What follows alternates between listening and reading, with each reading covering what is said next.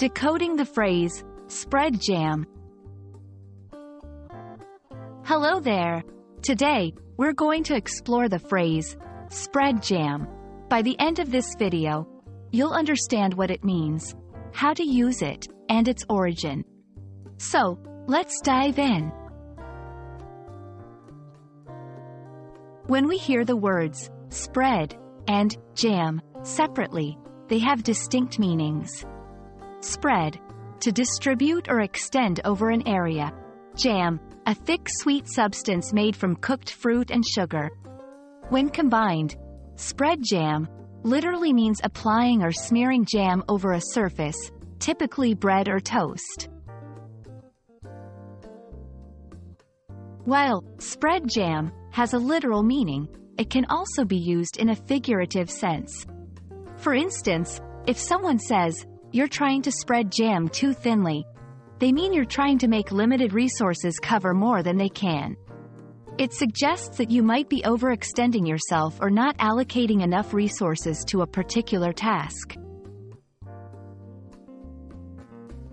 Let's look at some examples. 1. Literal, I like to spread jam on my toast in the morning. 2. Figurative. By taking on too many projects at once, you're simply trying to spread jam too thinly. From these examples, it's clear that the context in which the phrase is used can change its meaning. 1. Be clear about the context.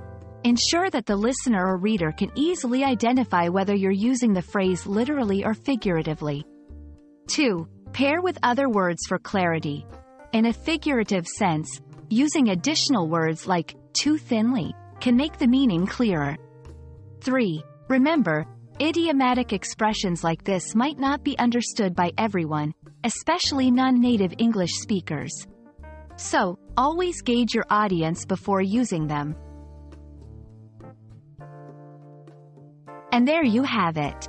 Now you know what spread jam means, both literally and figuratively.